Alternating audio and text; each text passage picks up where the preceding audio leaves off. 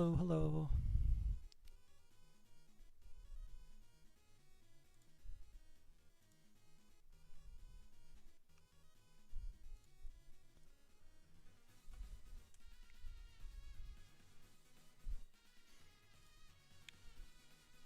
Oh wait, actually, I'm gonna go grab some water, so you should too. Wait.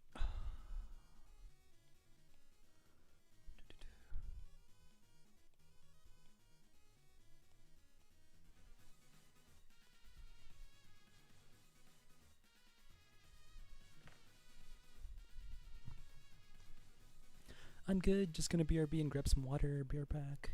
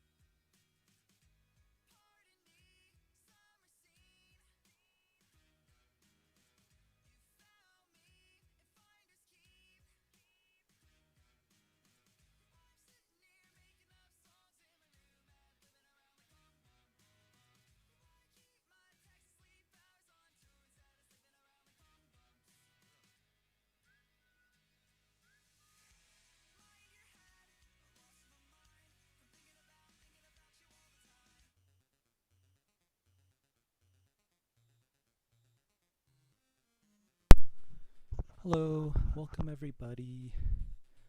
Um, I don't know how many people are here right now, but let's wait a few more minutes, maybe. I am comfy. I'm very comfy.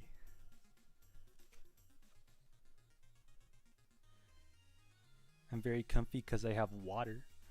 Do you guys have water? No water, no art class. The ticket for admission is one water.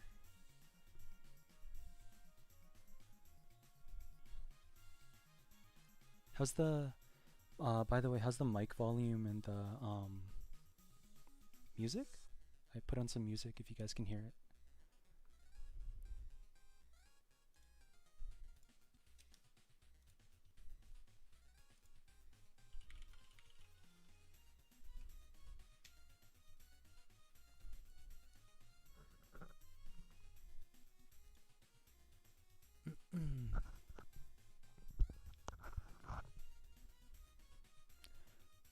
um if you're here in chat, can you just say like hello or something so I know how many people are here? I want to try to start when the most people are here.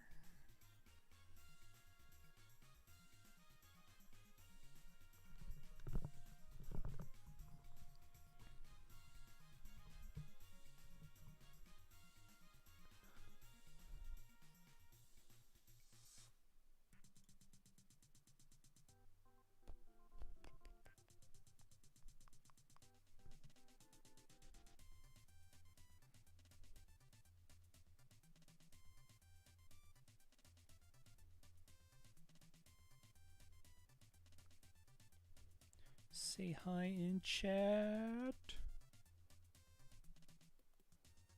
Yeah, thank you. KSJ Bunny. Oh, hi Nico. So it says we have like 9 people here. So it's 1, 2, 3, 4, 5 people responded. So maybe I'll just start, or should I wait a little more? Because I'm cool waiting. Like,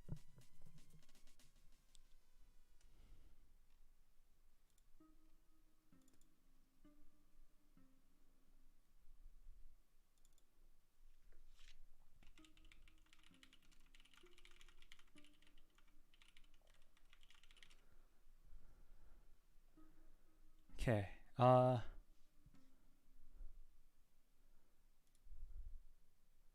Okay. Well, hi Aaron. Nice to finally sync up time zones with you. Um. Okay. That's like 7 out of the 10 viewers who responded. So basically this is the schedule for. I know I know it's impossible to read, but uh, it's first we're gonna talk about brushes, right? So let's just go one by one, right? You don't need to read this. It's more for me. Um, okay, okay. So brushes, right? Um, and at any point in time, if you have a question or anything, just like, and I don't, and you type it in chat and I don't respond, just spam it and I'll eventually see it, unless I have my eyes closed, which might happen when I draw. Um, but okay, so for brushes, there's 4 kinds of brushes, right? And my art class is gonna be like digital art. But I don't know why I said that. That's like so obvious. Um, but the first type of brush is the flat brush, right? Is the flat brush on the right layer? So the flat brush is completely opaque. Like it's just completely whatever color you make it, and there's no blending. There's no like there's nothing. There's nothing. It's just pure color, right? And there might be some. It's called jitter. So there's 2 kinds of jitter. There's transparency jitter, which is the harder I press down, the wait, I'll show you. I got you guys. Okay, the harder I press down right here, the darker it is, right? If I press down super hard, it's dark. If I press down really light, it's light. And if I press down just like the most minuscule amount, it's like pretty light, right? Oh, my face was so bright there. Uh, and so the flat brush might have a size jitter. So that was the opacity jitter, which is how light or dark, depending on the pressure you put on the pencil, right? But then the size jitter is how big or small the brush goes when you put pressure down on the pencil. Um, and so, yeah, I don't have a brush that shows size jitter. Actually, I do because I'm an artist. Right here. So this is an inking brush. So basically, it's just a brush, but it's smaller and it has a really sharp edge. Um, and when I go lightly, it has like a really thin line. I don't know if you guys can see that. Really thin line, right? Is my mic volume okay? Everything good? Um, and if I press heavier on it, it's a thicker line, right? So this is good when you, over time, you develop that like feeling of putting the right amount of pressure on your pen, right? So if I'm drawing like a curve, from practice, I can draw like this part to be a little bit smaller, and then this part to be a little thicker, right? Okay, so that's the flat brush. This flat brush is really, really good, and I wish I used it like way earlier in my career, like extremely earlier, because what you can do with it is, I hope I'm not too loud. Um, so so what you can do with the flat brush is you carve shapes with it. So you make a big shape, right? Like this, and then you carve into it with your eraser, right? Or you have 2 shapes and you can like kind of blend them together, right? So these 2 blocks of color, you smudge it, or you use a brush with a transparency jitter, and you just go over this middle area, right? and it blends the two sides together into a smooth gradient. And and this right here, this blending thing that I just did, you you guys don't want to know how long it took me to like get that looking right. Because when I first start, uh, your brush is really like you always tend to use a way smaller brush than you're actually supposed to use. So when I first started, um,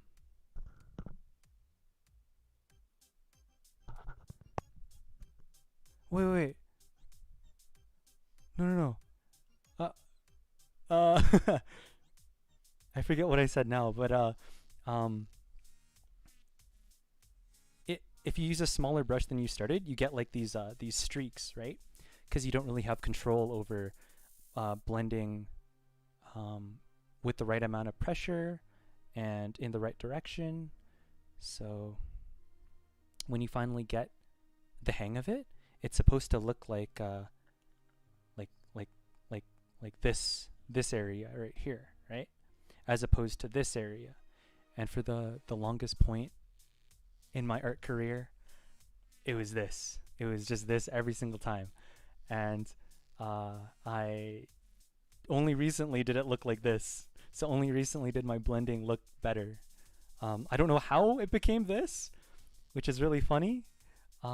It's just you got to keep practicing and like listen to SpongeBob here. Uh, and this motivational quote made by Nico. Um, yeah. Okay. So those are the other. So this right here, this brush is a good beginner brush. This is really really good. Hello, hi Nina. Um, this brush is amazing. This hard brush is what I'm trying to use right now. Like this brush that has no, this one that has no uh, size jitter, no nothing, no transparency. It's just pure solid color, right? Or value if you, I'll talk about that later. But basically, beginners should use this brush. And like even me now, I should use this brush. I'm not like an expert, but I wish I used this brush way earlier is like I guess what I'm trying to say. Um, you basically use this brush and then you just carve into it with your eraser to get that shape you want, right? And then if you want to make another shape on top of it, you just open up a new layer, which is also important to use layers and to paint on the right layer. I still don't, but and you know you have like this shape over this shape, you carve into this shape, right? And then you maintain the shape, the integrity of the shape underneath, right? And now you have you have a guy. Uh and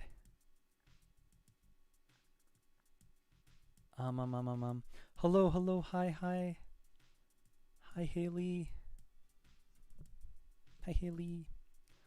Um okay. So we talked about blending, right? Just a super quick recap. This is beginner blending. This is me for the longest time ever, like all day, every day. I'd push the color in the wrong direction, way too much with too much pressure. Um, this is better blending. I don't know how I did this. It's just over time, the more you do it, the better you get at it. And now my blending can look like this, which is a much smoother gradient, which is what you want when you blend, right? But on the bright side, if you use a hard brush like this and you keep just carving in colors, right? Like you can use other colors to carve in colors onto this color, right? And all of a sudden, that's Akira. That's Akira. And like uh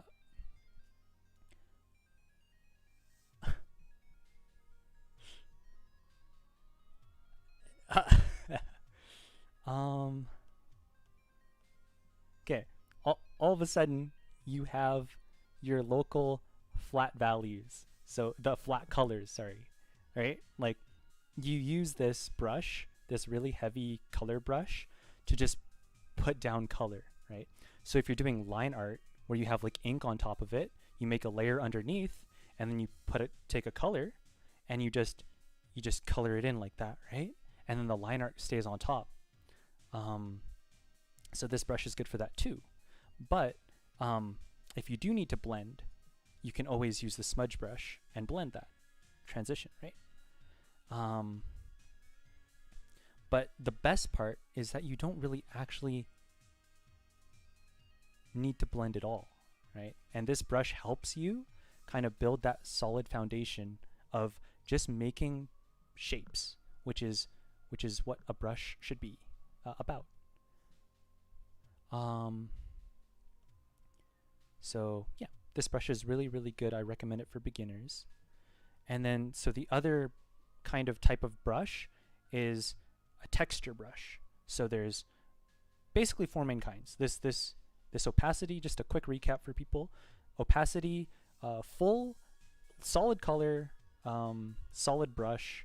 Then there's the opacity, like not so full. You know, you can make like make it darker, make it lighter, right?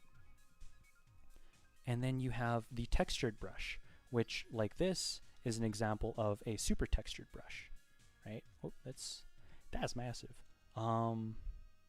This is a texture brush, so this means that the brush head is not a circle, or not like a solid shape. It's like kind of like a sponge. Yeah, kind of like a sponge. So this is an example of a texture brush. Usually it's not that intense. Usually it's like this brush, where you know, you just get like a little bit of texture in the middle here.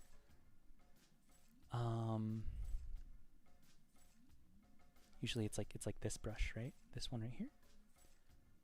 And I'm just gonna clear this layer and this one. And so those are the main kinds of brushes that you'd be using. Also, find yourself a good cloud brush. If anyone wants my cloud brush, I'm not sure if it works on Photoshop, if you guys use like Photoshop or Clip Studio, but it works on Procreate. So if you have Procreate, I could just give you my brushes. Yeah, so this is a cloud brush. This is like effortlessly, you just make clouds. You just do this all day, and it's like not a bad time. Then there's like those really, really intense brushes, right? Like the pavement brush. This brush is actually so good if you're more like intermediate, like you kind of know where to put color and what shapes look like. Then you can kind of use these big texture brushes that are like really intense, and these help you just speed up that whole process of putting shapes in the right places with the right amount of light and dark, right? Because, for example, a pro would use this brush right here, this one right here, to make armor or to make leather, right? To make those like bumps you see on like shoulder pads. That's this brush right here. And it speeds up the process so much, because as long as you know where to put this, it can look like armor, right? So if I give it a base, like a base using a solid color like this, right? So say this is a shoulder pad, right? Say that's a shoulder pad. If you guys have trouble seeing it, here I'll add some details, right? So it's like, or I guess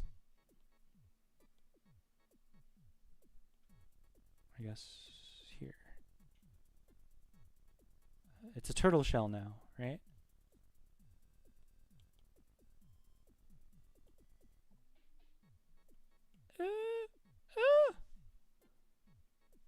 Okay, it's turtle. Anyways, that's not the point. I don't know why I drew. Okay. Where's the brush that I just had?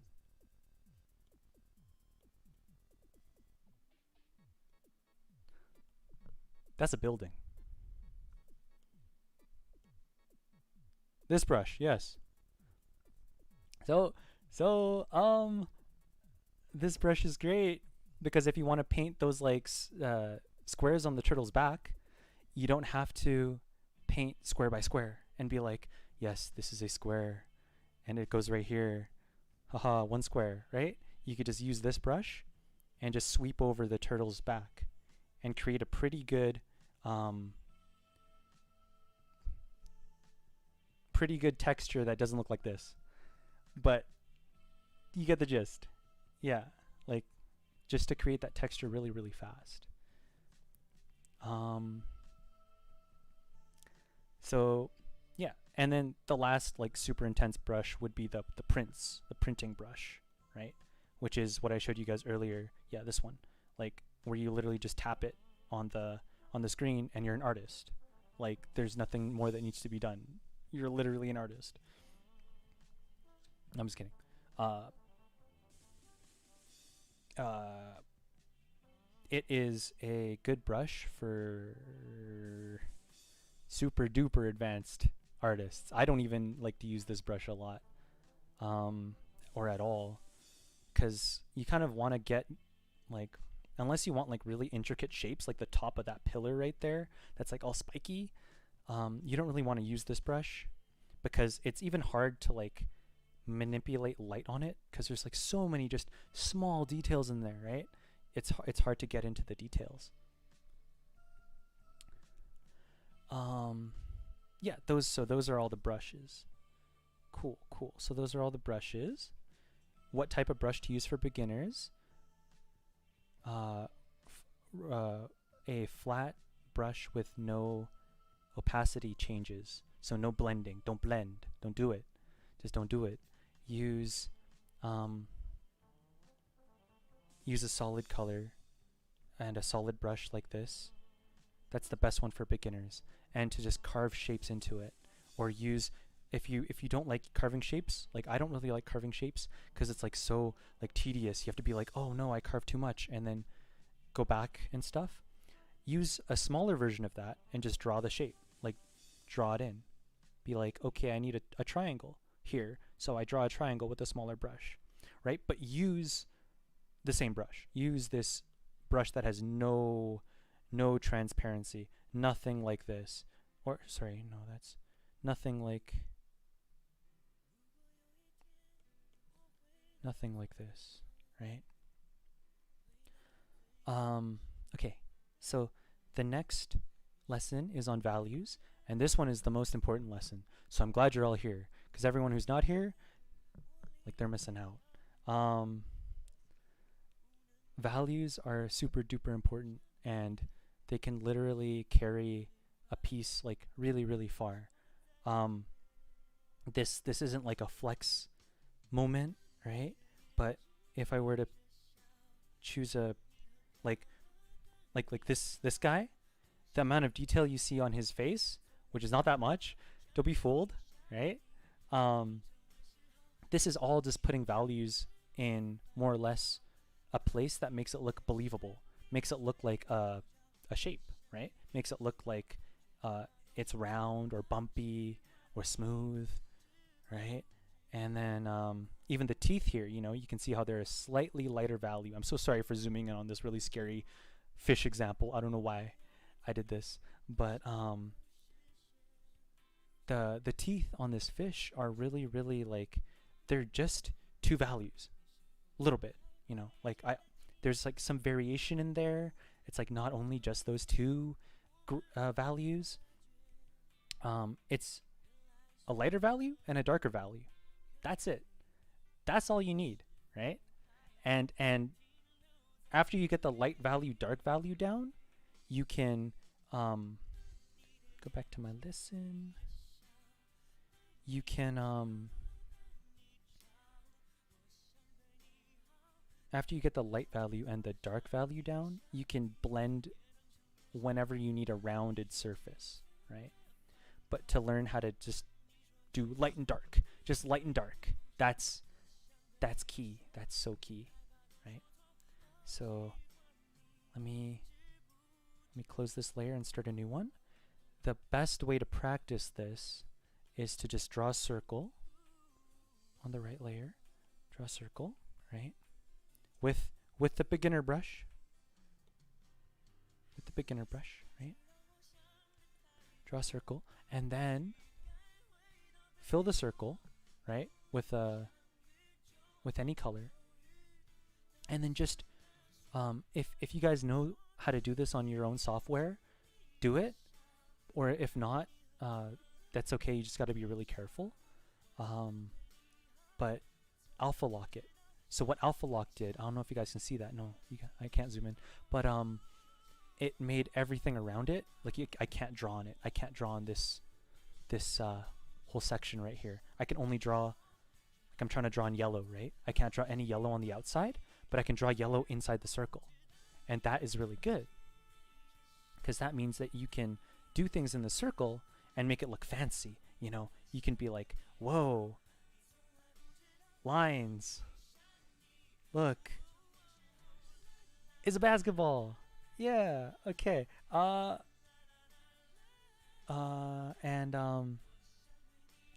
what you got to do is you got to take the circle and you got to find a darker value. It doesn't even need to be like the same color, but I'm going to use the same color, right?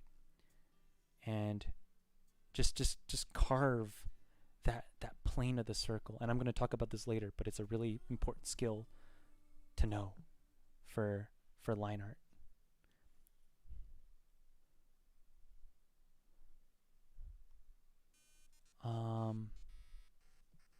And then what I want you to do is I want you to take this side and just fill it in with solid color, right? And what you just did now is you just created a light side and a dark side of this sphere. Like, and you can undo the alpha lock, so you can draw all around it again. But what basically happened is, here's the sun, right? And what you did was you made this sun, who's radiating all these positive rays, right? It's lighting up your sphere, and so this side is in shadow because it's darker, and this side is in light because it's lighter.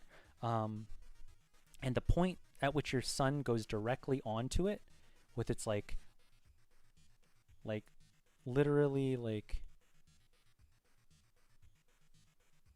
the point on the circle that the sun just like that's your highlight. That's the part of the circle that's like, usually people draw it white, but it doesn't necessarily need to be white, but usually it's white, because like if you look on my face,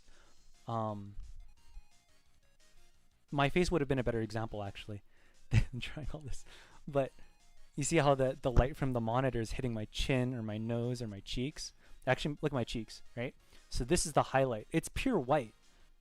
I'm not white, but it's just, that's how white it gets, right? And if I zoom in, wait, no, never mind. But, and then as you go back, it's literally the same color as this cloud right here. Like, it's just pink. I'm just pink. And that's the shadow part. So you see? So this is the light part, and this is the shadow part, right? And then because how my face looks round is this center line right here, where the, I forget the term for it, but it's where the light turns into shadow, right? That curve. Light can only shine for so much, and then it's like, no, I can't reach around the sphere. That part's in shadow because light can't touch it. So yeah, that's the part of my cheek that's pink. And this is really important too. So there's two more ways to light an object, right? So we have the highlight, we have the main light, which is this brighter green, we have the darker light, which is this darker green, and we have the reflected light. So what the reflected light is it's really kind of complicated for beginners, and for me for a long time, and still to this day. But if the ground is blue and everything is blue, if everything is blue, it doesn't work, right? But if the ground can be blue, because I can fill in this whole circle because I'm an artist.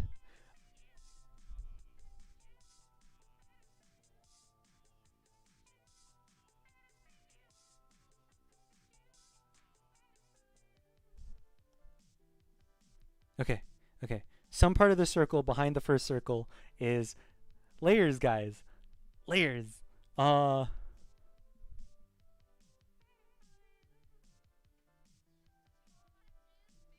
right, guys. That's the stream for today.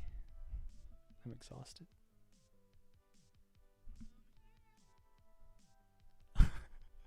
um, all right, so we can't use that brush. It's the brush's fault. All right, always blame the brush. Art rule number 1: blame the brush. Repeat after me. Would you guys type it after me? Type it. If you don't type it, you're banned.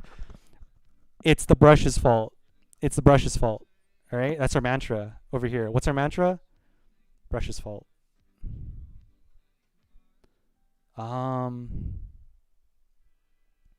So okay. Hard round brush. It should work. It should work. Okay. Let's go. Second time's the charm. Let's go. All right, we filled the I overheated. We filled the brush. We filled the circle. We filled the circle. Blame the brush. Yeah. Thank you for the support. I just spit on my tablet.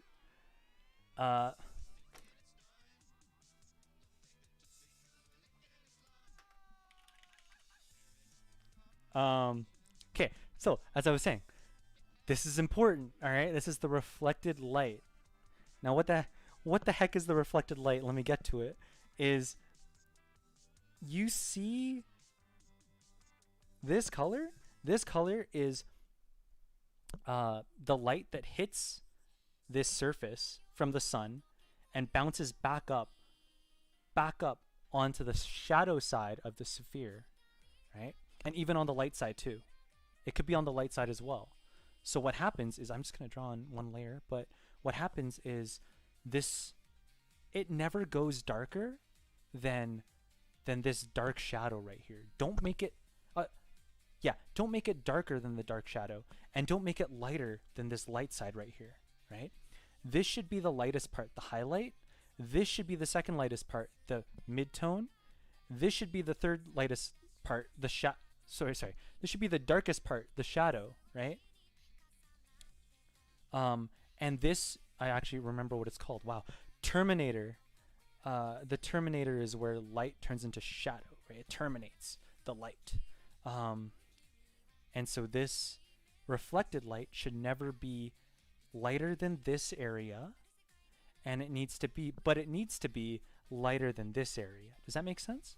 So it needs to be lighter than shadow, but not as light as mid-tone or the light side.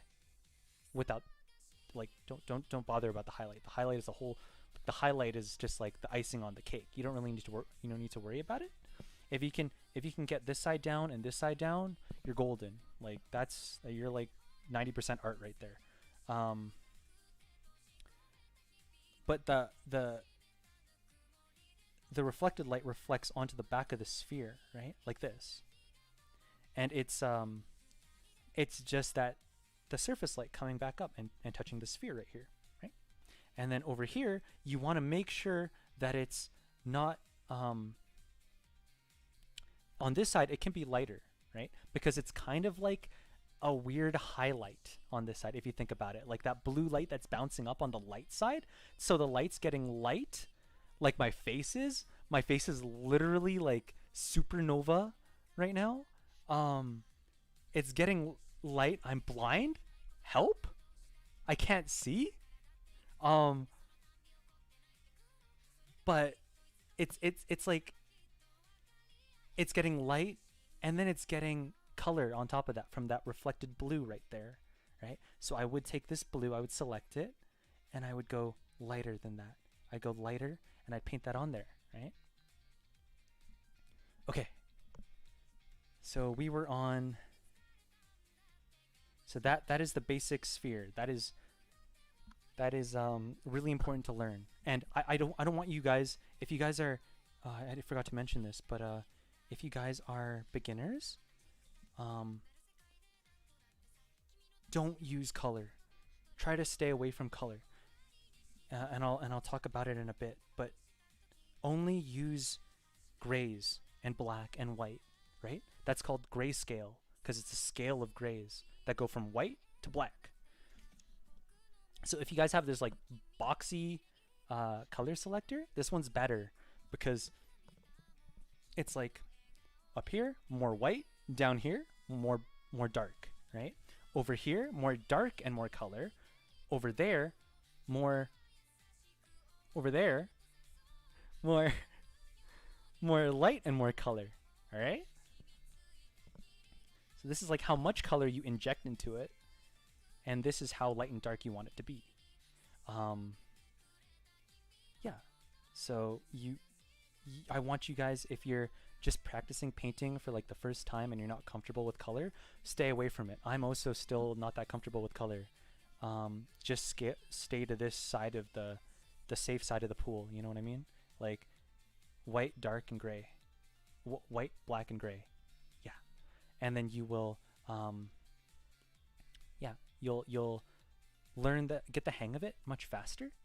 Cause if your sphere's like this and it's gray, why is that not the same gray? Ugh. Sorry guys, this class is messier than I expected. But like, okay, so this circle's supposed to be all the same color, like that, right? And then you take a darker side and you just okay, just pay attention to the inner circle, guys. You take the darker side and you carve black onto it. Now this brush is, I used a bad brush because this brush, the more times you press on a surface, the darker it gets, and that's like so it's good if you know how to use it, but yeah, it's like hard to do.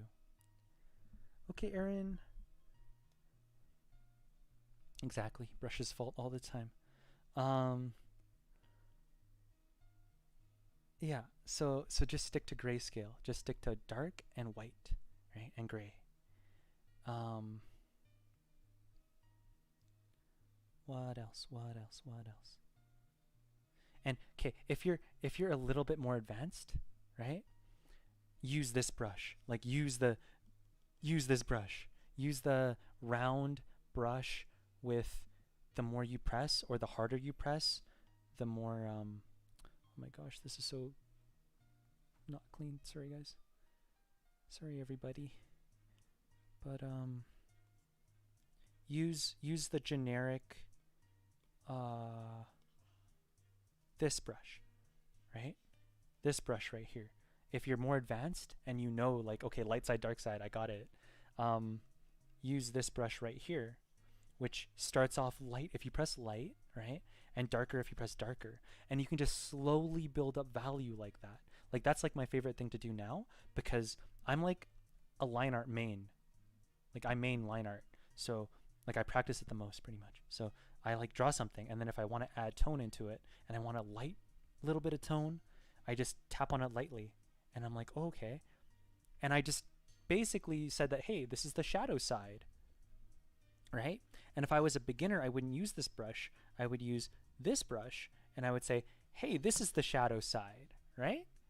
And then I would say, hey, this is the brow. Hey, this is the nose, under the nose, right? This is the mouth. This is the shadow that the nose casts on the mouth. And I would keep everything really, really dark. Like just two values. Just start with two values. Just go bright side, dark side, right?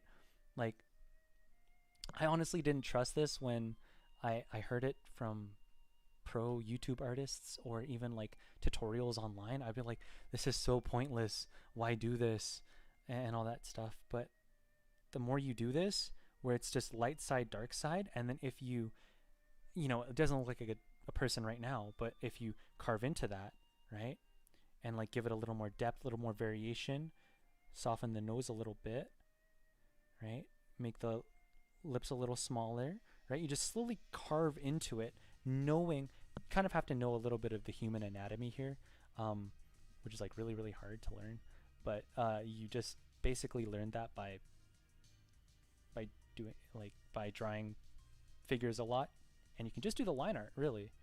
Um, but yeah, the more you carve into it, the more kind of like a person he becomes, or uh, they become. So yeah, so then you have like all these, right? It's like a person now, right? So just start with two values. If you're a beginner, just start with two values. Even if you're like intermediate, advanced, or working in the industry, this is always the place where they start. If you look at speed paints, which I've looked at a ton, um, they always just do grayscale, and they like white, black, and grays, and then they always just do like light and dark first, right? They always show like, where is my light shining, where's my dark, where's my shadow, right? And then over time you'll know like just what needs to be in light and what needs to be in shadow, like, and then you can play around with it, right? After you know the rules, you can break them a little bit. Yeah, so do that. So do that. Does anyone have any questions? Like, am I going too fast?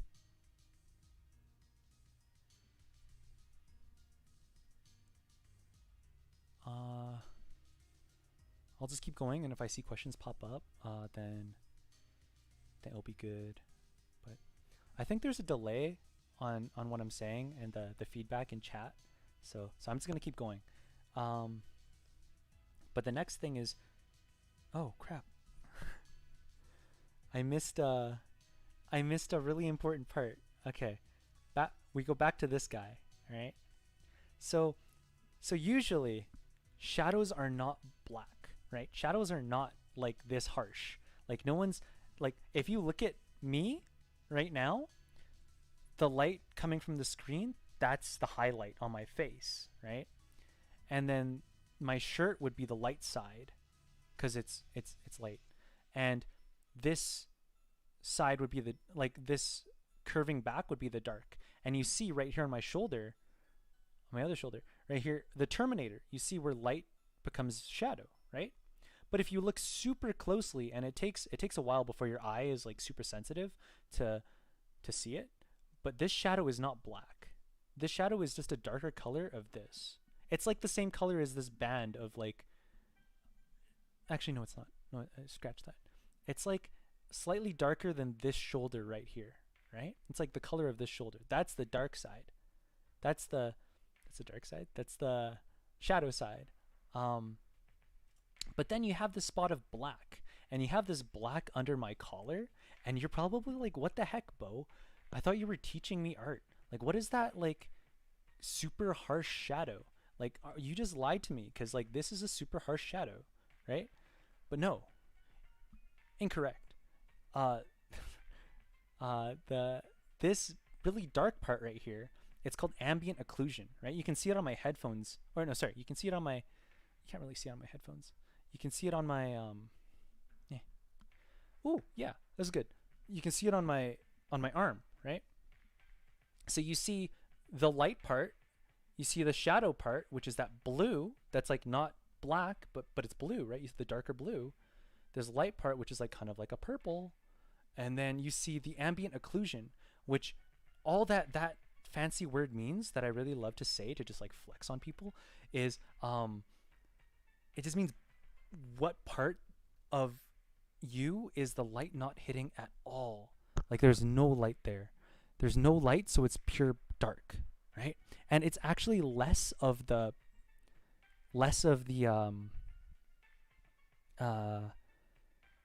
what you think it is, right? So here under my armpit, that's the only part, and a little bit on my arm right here, that is pure black, right? So it's not like the whole shadow side is black. Like, I see a lot of beginner artists, they make the whole shadow side just completely like super duper dark, and they make the light side super duper light. And like that could be like improved upon by, and you could have more depth into your shadows by easing back and like bringing more life into your shadows with color, right? Um, so yeah, I hope that helped. There's what's next? Yeah. So now is a great time to move on to color, right? So color is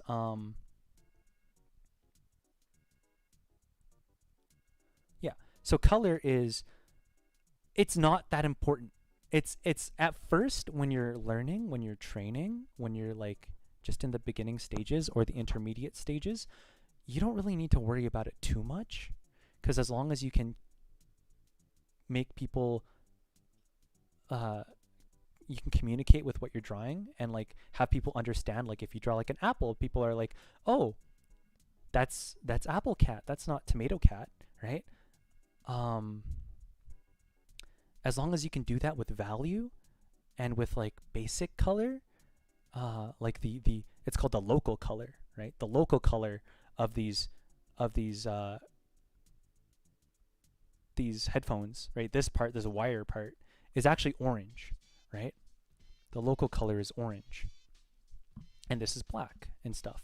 And then the variations in colors are where the lights play with the shape, right? So color is not really that important. You just need to do pure value. Just work in value. That's why when you look at all those like speed paints on YouTube, they're just doing value. They're just like let me see if I can do it. All right, pro speed. They're just like ah, they're just they're just like, okay, here's a body, here's a waist, here's a leg, here's another leg, here's an arm, here's another arm, here's a neck, right? And then they just start adding in more value. They build onto it with more value. They build onto the shadow part here by just going over it with darker values, right? And the more that they can control that value, welcome back, Aaron.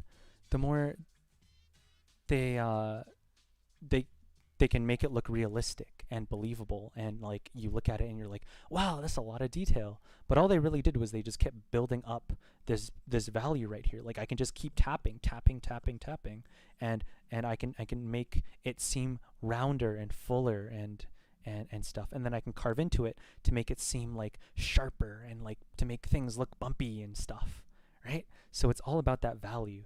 Color is something that you can work on. I would say at the same time as value, but value is way more important. Like prioritize value. Um, Basically, they did like this one experiment where this artist just, he went on Photoshop and he just drew in color. He drew in color, but he knew the value of the color, right? So, for example, what I mean by that is this red right here. The value of this red is actually like um like like this, right? So okay, maybe not that. The value of this red is like this. Okay, maybe not that.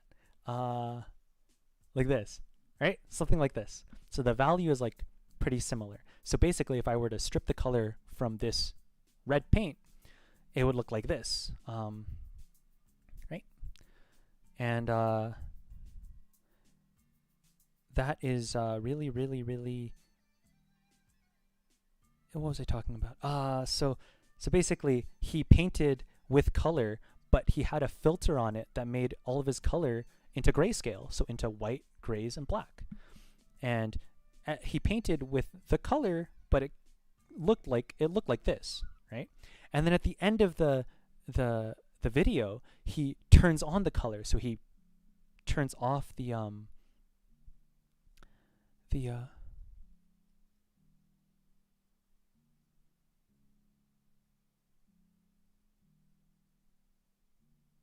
Oh, Aaron, are you okay? Is it because I'm moving the screen too much? Please let me know.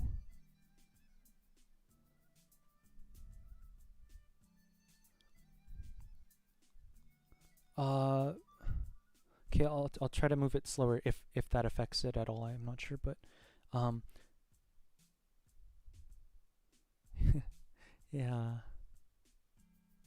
Well, I saw like everyone generally say "oh no" in the chat. So I was like, wait a second, did something happen? I was too busy with my lesson, didn't even pay attention. Sorry, sorry, Aaron.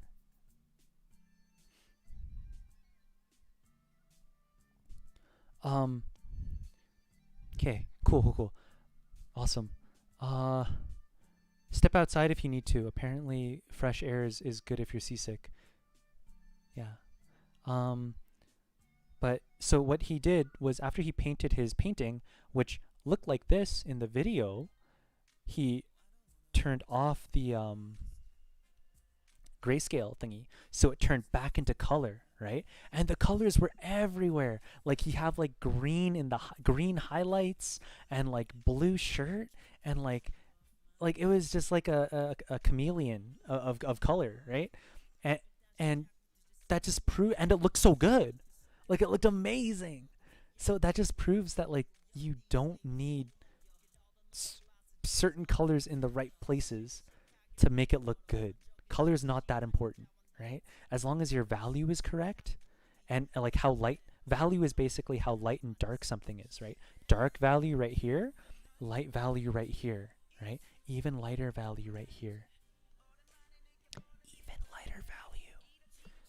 But it's as long as your light and dark is correct. If the light is hitting and it's hitting in the right areas and the shadows are being are in the right areas, you're okay, you're good. Like that's all you need.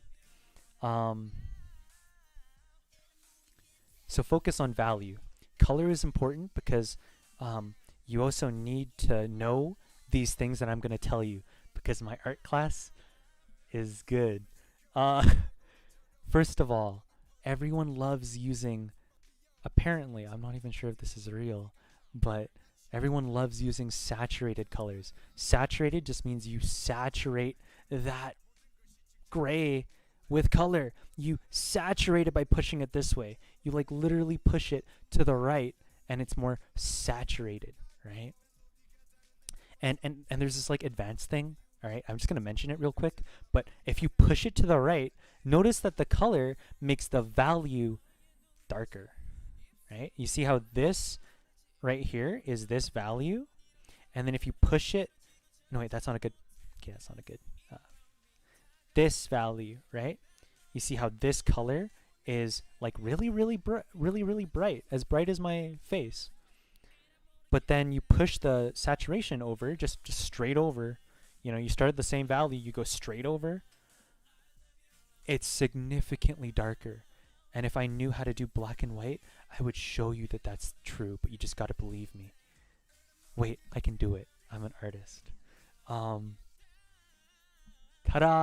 I brought the saturation of the whole layer down so you can see that I ain't lying to y'all, all right?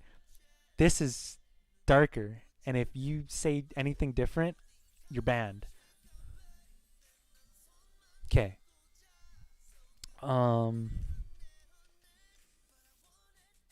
So back to the topic of why desaturated color is the best color. No argument.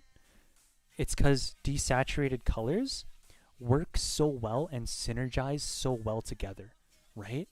Like if you look at, I don't even need to do an example. If you look at the cloud down here, like on the motivational quote, look at all these colors. They're not saturated. They're not bright red. They're not like really pink. They're not really blue, are they?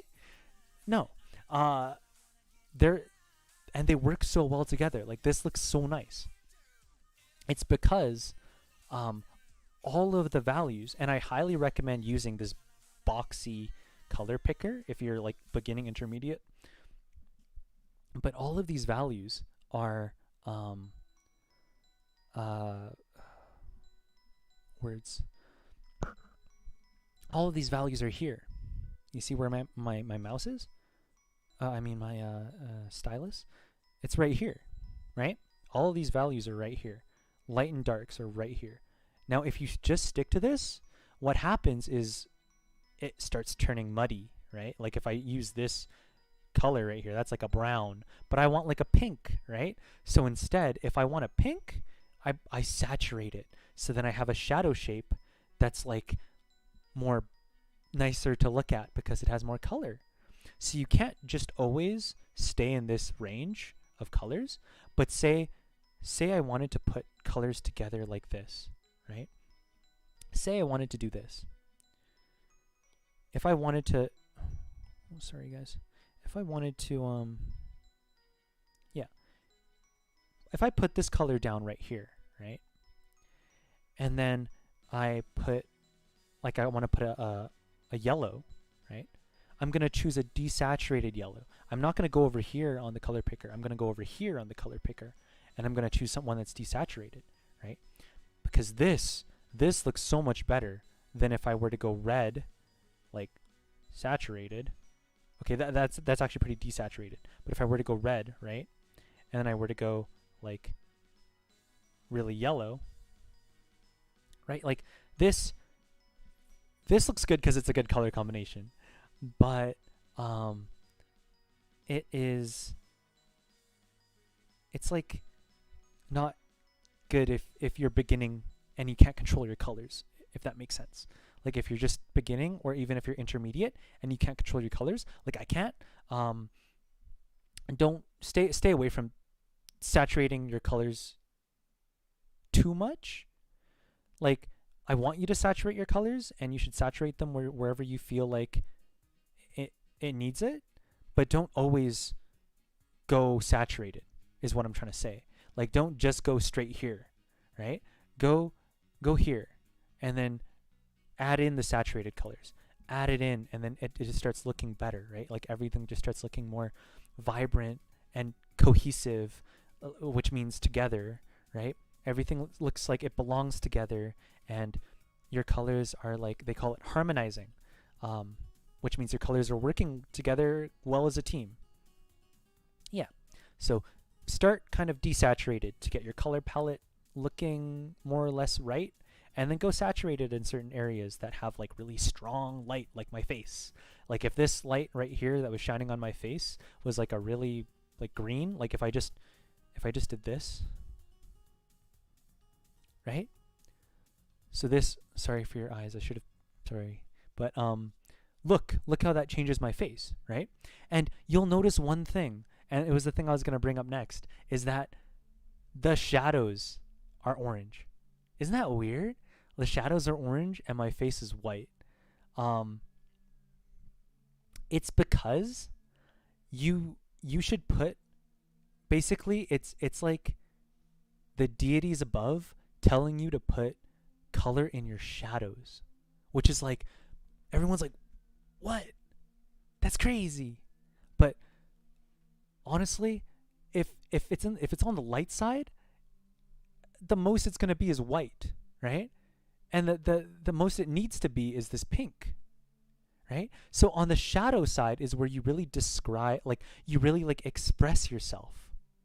It's where good painters, not me, but it's where like I can show you. I just remembered. This worm right here is a good example. I'm very sorry if this scares anybody. I don't know who's in chat, but I'm very sorry if this scares anybody. But I'm just going to scroll up from the worm. But you can see it all here, right? You can see it all here on this episode of the Discovery Channel. This side that is a huge brush. You guys saw me slide my brush size down. This side is the light side, right? This side is the Terminator, which is light turns into dark, and this side is the reflected light of, let's say, a strong yellow light somewhere over here. There's like a yellow light that's like, here, I should probably make that yellow. There's like a strong yellow light over here. And it's just like having a good time. Shining light onto my guy. And so sorry, if I pause, it's because as I'm explaining something, my brain is literally thinking of like, oh wait, you should mention this and this and this, and I have to be like, okay, back on track. Yeah. So just so you guys know. Um. Uh. So if you notice, right, the highlights and the light side of this worm, this side right here, that's where the light hits the most. Why? Because it's white, like my face, right? That's like, honestly, it shouldn't be white, but I got away with it somehow here. I don't know how I got away with it, but it looks like, doesn't look the best, but it looks like believable, because and I yeah, it looks like believable, right? Like you would look at it and be like, yeah, it's like a worm. Um, but if you look at the light side, there's really not that much detail in here. Like all the detail that you see on the light side right here come from the shadows. You see this? Like the light side, this is the light side, right? This is all you're getting. But all of this other detail of like these crevices right here, right? These crevices here, here, here, here. These are all shadow shapes. These are all just me chiseling away at the side of this worm with shadows. And the darker it goes, I'm just creating the illusion that the deeper it goes into the worm, right? The darker it goes, the deeper it goes. Like the inside of his mouth, I'm going to make it really, really dark. But I could just as well, you know, make it lighter with this like orange color right here.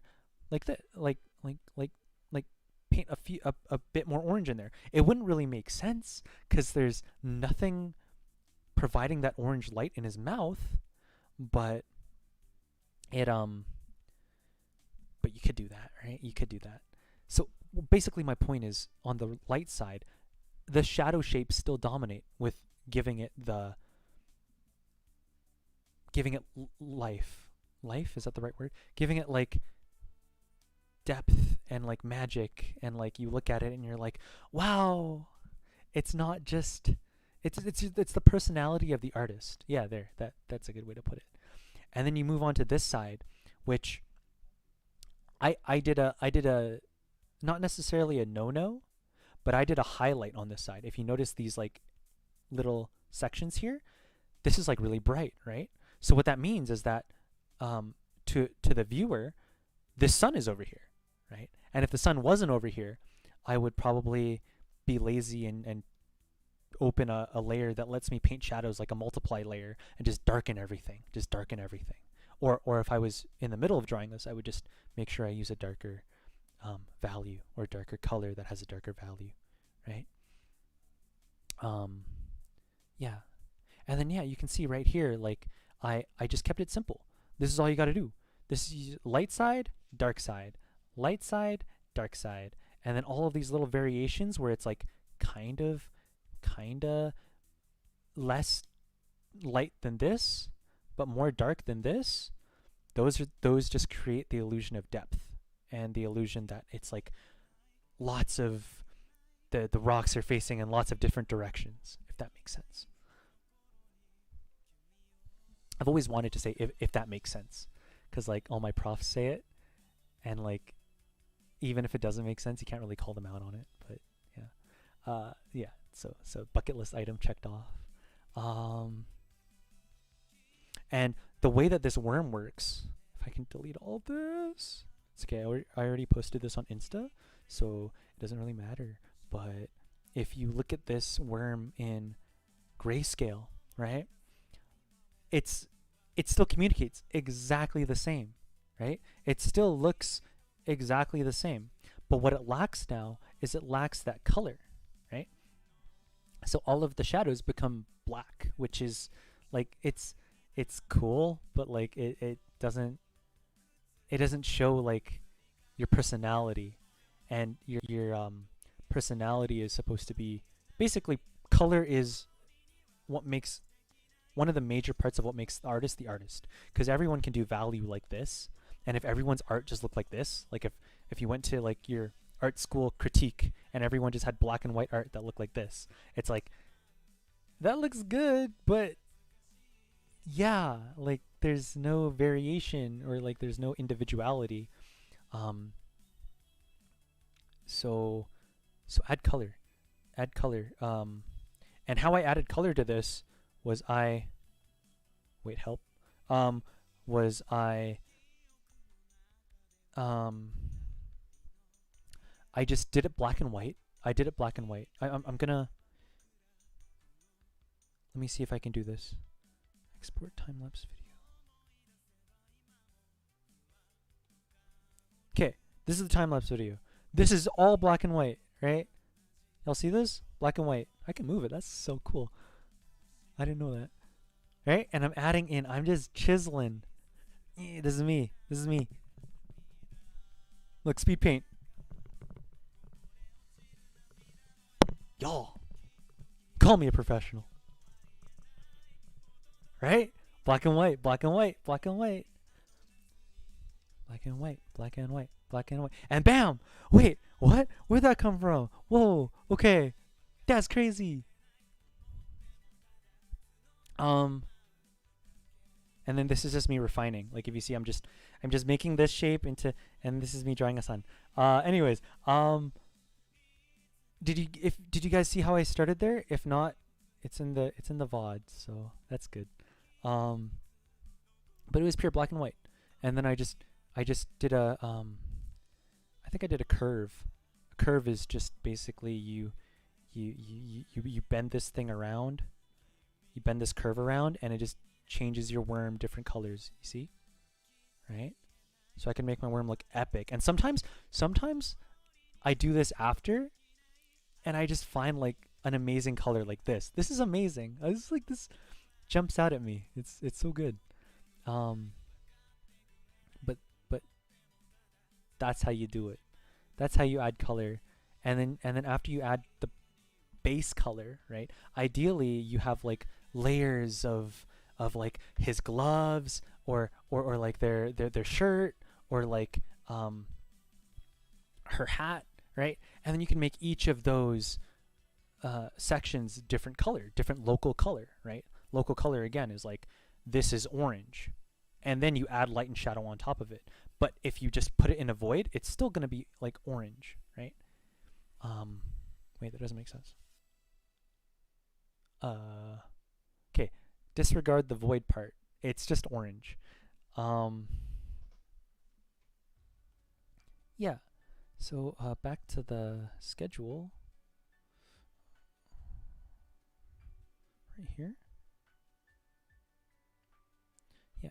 So back to the schedule. Good color combinations. I honestly only know 2. And if you ever need any other color combinations, just go look at like look at pictures you like, and like look at like movie freeze frames. Those are like so good. Like some of the compositions. Oh my god, excuse me. Sorry, I just totally burped into the mic. My bad. But those like compositions and those colors that they choose for movies, like they calculate that, so it ends up looking really good. Yeah. But the color combinations that I know is, if you go back to the disc right here, are just analogous colors, which are colors that are next to each other, right? If you want to be super safe, just use one color, right? And you'll have more life to your black and white piece. Like how I made the worm just orange. Like it was just different shades of powerful orange, right? Oh, thank you, Aaron. Professor Bo, that's me.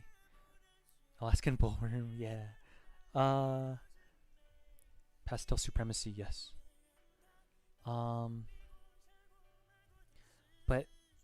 when you feel comfortable adding another color in, add an analogous color, right?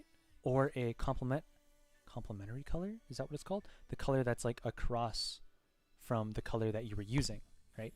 If you guys look at some of my Instagram posts, I use a lot of blue, and then I use a lot of reds, and it looks really good. And not that it looks good, I make it look good, but like it's just a good color combination. But those two are the safest, right? But in reality, you can use any color you want, literally anything, as long as your value is really good, right? So to end here, or to like come to a close, uh, um, I'm gonna do this Kirby draw along. Shoot, I should do it today, to be honest. Maybe another day. I'll do this another day. But um, some techniques that I use that are really, really, really super good. Like I, I I'll go get my old art book, old sketchbook, and you'll see like all I did was in my second year. All I did was like the techniques that I'm gonna show you, and I'm just gonna show you my old art real quick, if it'll even show up on the webcam.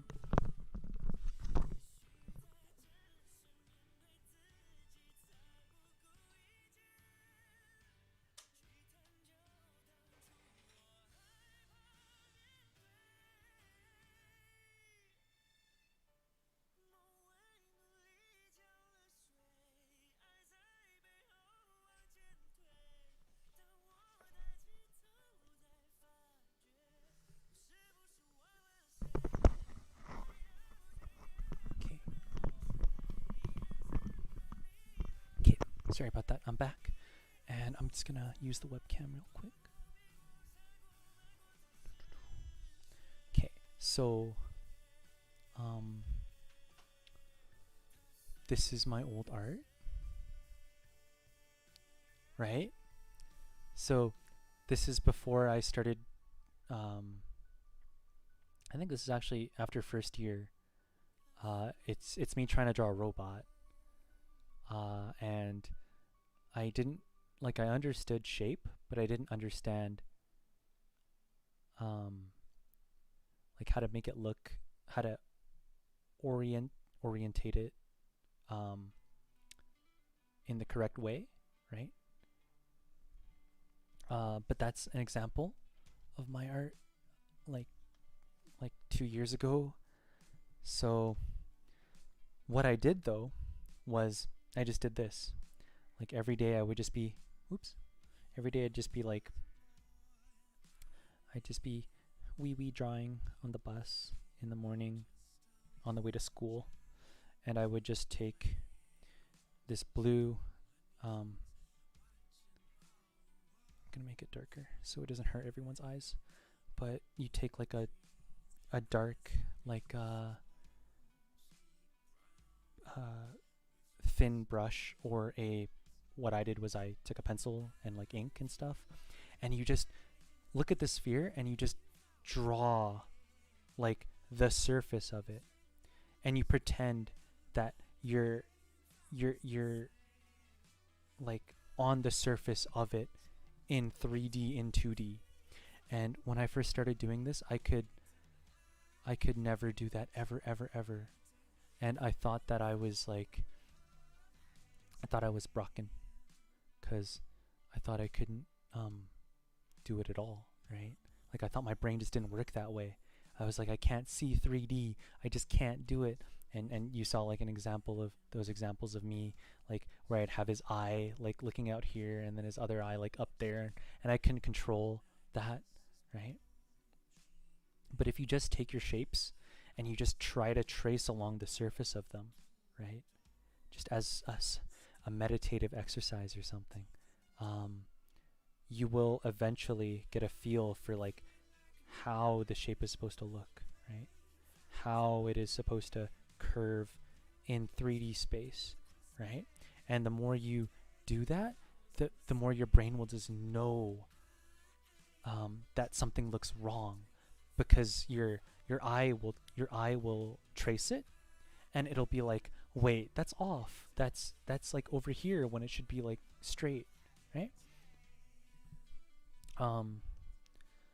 So it's called the ant walk, and it's like, if not the most important lesson I've ever learned, ever, like, and that I've used to this day. Like,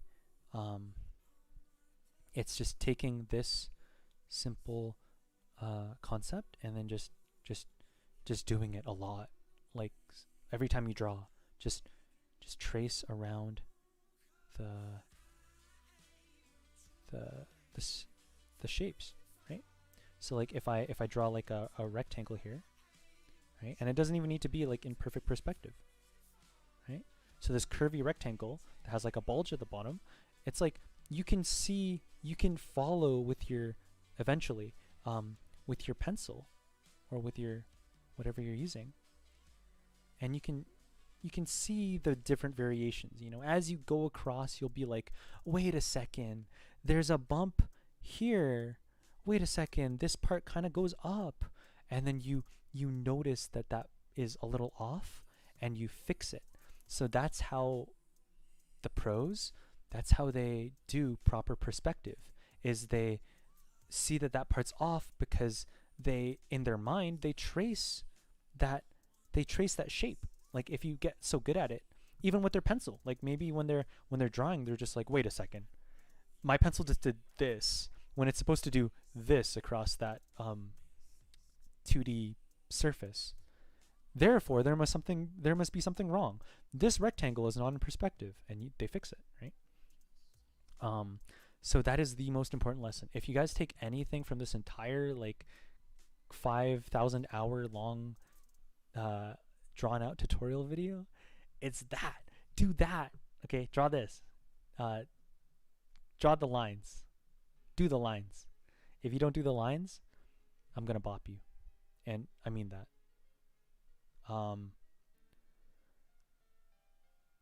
Draw the lines, and you'll eventually feel the surface of the shape. And the sooner you do that, the sooner your art is gonna go from like me 2 years ago to you in my position being like, all right guys, draw the lines, right? So if if you want to be me, draw the lines, because that's all I did. That's all I did for 2 years. I just focused on like making sure that I felt the surface, every surface that I was drawing, that I made my strokes. Like when you're painting, like make your strokes in the direction of what's happening, right? And you'll see all the unevenness, and maybe you'll embrace it, right? Like this shape is cool, but the whole process of doing it is really, really hard. And when you're doing it, just be patient with yourself, right?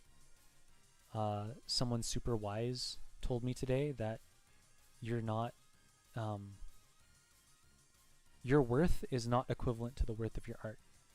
So, like, yeah, that's a really important lesson. Like, don't let it get to you, right? If your art doesn't look good on a certain day, just like, honestly, what got me to this point is not drawing the lines. It's just being okay that your art doesn't look good. Like just trying to be really okay with that every day. And then to draw anyways, even if your art doesn't look good that day. Just keep drawing, knowing that it'll be better eventually, right? That's probably a really important lesson too. Like your worth is not dictated by your art at all. So just keep going, and eventually you'll create some really cool looking stuff, and it's gonna be like, and you'll post it in the Discord, and I'll be like,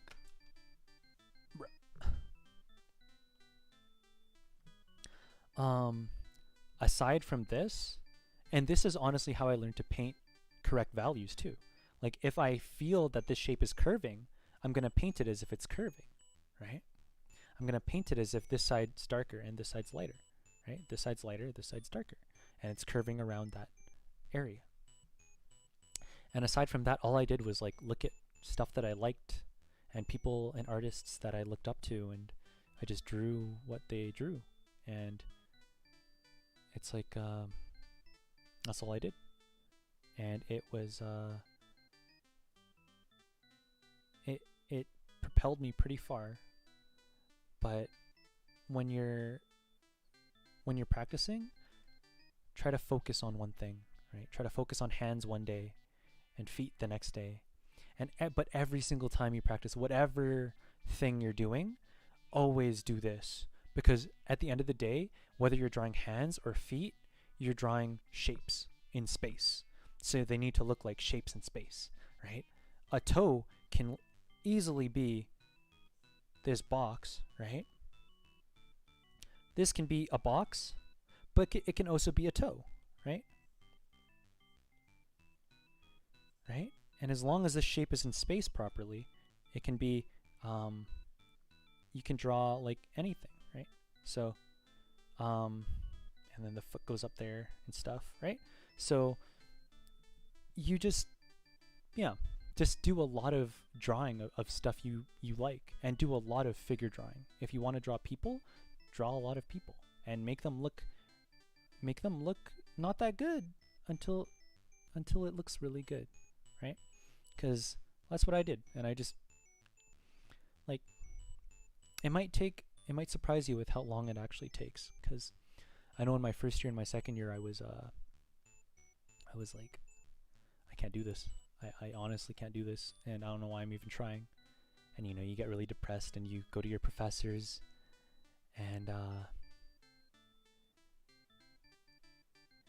you go to your professors, and you're embarrassed to hand things in, and you don't go to one-on-ones with them because you're embarrassed that they'll be like, this is your art, this is the quality and stuff. Like, but honestly, that's just, if only I could tell myself, like, step aside from your art. You're not your art. Your worth is not your art. If only I knew that back then. Like, if I consciously knew that. Yeah, no, like, now that you guys know it now, if you guys have to take art in high school and stuff, know that, like, don't give up on it. Art is such a powerful medium. It is literally why people live. So by being an artist and by putting your art out there, like, I like to think about it as, like, you're giving people reasons to keep going in their, day-to-day, to keep going day to day, right? You bring people, like, be it like a game, a movie, a piece of music, or just a really cool painting to look at that inspires them, and they're just like, hey, I want to do that. Like, that's all you can really hope for, with your earthly time and your earthly, like, ness. Yeah. That concludes my lesson. We were supposed to draw Sword Kirby, but yeah, I think everyone's tired, so I don't want to go for too long. It was supposed to just be a little art class. Yeah, everyone should do art. Everyone should do art in some way, shape or form, whether it's music, anything, like music, movies, drama, performance, because that's honestly,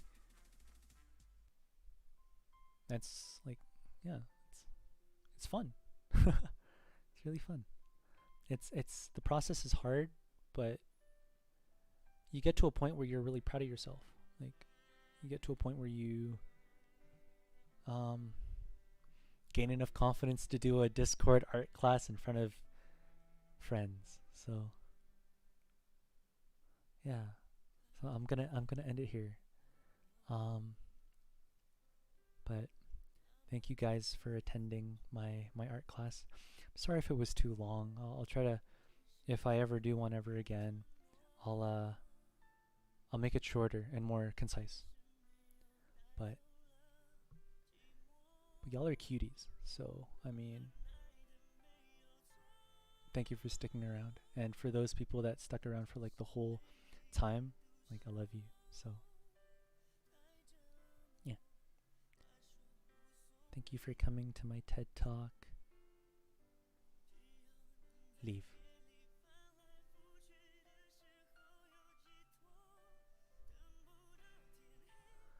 Yeah. Oh, thank you. Enjoyed watching you stream. Thank you. I hope it was helpful. It was a lot. It was a lot. I didn't know it was gonna be this much. I just jot down like notes that I thought were important, and I wanted to cater um to all kinds of like all skill levels. I don't think I really touched on. I don't really know any advanced techniques. Never mind. But yeah, just I shared what I know, I guess. Yeah. Yeah. Thank you guys. Thank you. Thank you. Thank you. Bye. Bye bye.